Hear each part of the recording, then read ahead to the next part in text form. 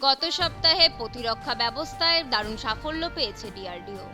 গত 29শে মে বুধবার ভারতীয় বায়ুসেনার সহযোগিতায় রুদ্রম-2 ক্ষেপণাস্ত্রের সফল পরীক্ষা করেছে ডিআরডিও।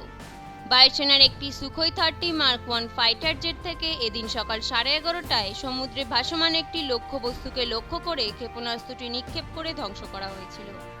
ডিআরডিও জানিয়েছে, পরীক্ষায় সবকটি লক্ষ্য অর্জনে সফল হয়েছে রুদ্রম-2 ক্ষেপণাস্ত্র।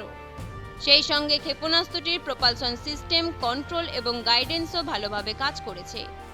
পরীক্ষার সময় রাডার, টেলিমেট্রি স্টেশন এবং স্যাটেলাইটের মাধ্যমে ক্ষেপণাস্ত্রটির গতিপথের উপর নজর রাখা হয়েছিল। পাশাপাশি নজর রেখেছিল বঙ্গোপসাগরে মোতায়েন নৌবাহিনীর জাহাজও। এই পরীক্ষায় 100% নম্বর নিয়ে পাশ করেছে এই ক্ষেপণাস্ত্র। উল্লেখ্য, রুদ্রম-1 এর পরীক্ষামূলক উৎক্ষেপণ আগেই করা হয়েছিল। সেই ঘটনার 4 বছর পর এলো রুদ্রম-2। এর আগে ওড়িশা চাঁদেপুর থেকে রুদ্রম-1 পরীক্ষামূলক উৎক্ষেপণ করা হয়েছিল। সশস্ত্র বাহিনীকে একের পর এক যুদ্ধাস্ত্র দিয়ে ভারতের সুরক্ষা ব্যবস্থাকে ক্রমশ মজবুত করে চলেছে ডিফেন্স রিসার্চ ডেভেলপমেন্ট অর্গানাইজেশন। রুদ্রম-2 তাদের সাম্প্রতিকতম উপহার। এটি ভারতের প্রথম দেশীয় প্রযুক্তিতে তৈরি অ্যান্টি রেডিয়েশন মিসাইল।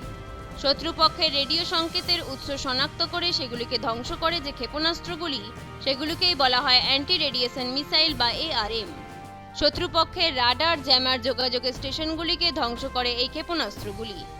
ভারত বর্তমানে রাশিয়ার তৈরি KH-31 নামে একটি অ্যান্টি রেডিয়েশন মিসাইল ব্যবহার করে। রুদ্রম-2 200 কেজি পর্যন্ত বিস্ফোরক বহন করতে পারে। 3 থেকে 15 কিলোমিটার উচ্চতা থেকে ক্ষেপণাস্ত্রটির উৎক্ষেপণ করা যায়। বিমানের হ্যাঙ্গার, বাংকার এবং রানওয়ের মতো লক্ষ্যবস্তু ধ্বংস করতে পারে এই ক্ষেপণাস্ত্র।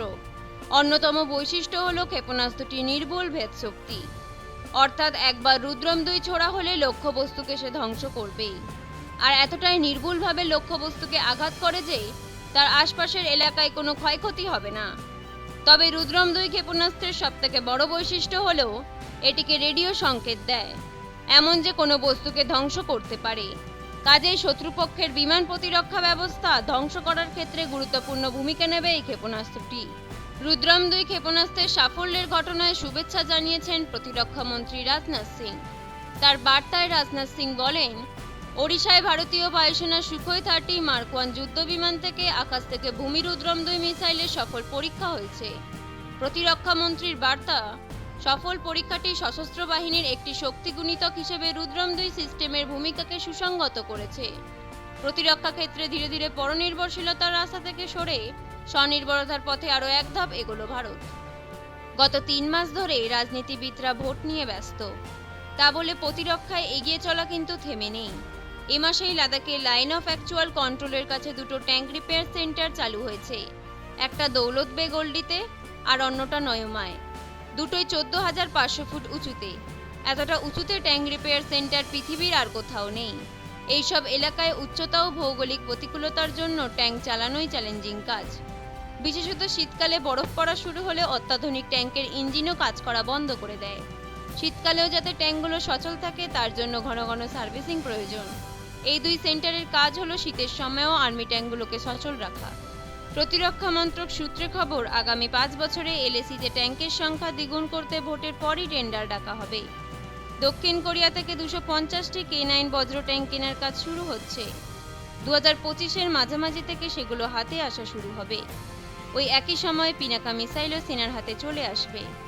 তার ঠিক আগেই রুদ্রম-2 এর পরীক্ষা সফল হলো। ডিআরডিওর সূত্রে খবর, সবকিছু ঠিকঠাক চললে 1 বছরের মধ্যে এই মিসাইল সেনার হাতে তুলে দেওয়া যাবে। বন্ধুরা, আপনাদের যদি এই ভিডিওটি ভালো লেগে থাকে তাহলে অবশ্যই একটি লাইক করবেন। আর হ্যাঁ, যদি আপনারা আমাদের চ্যানেলে নতুন হয়ে থাকেন তাহলে অবশ্যই চ্যানেলটিকে সাবস্ক্রাইব করে পাশে থাকা বেল আইকনটিকে প্রেস করে দিন। ধন্যবাদ।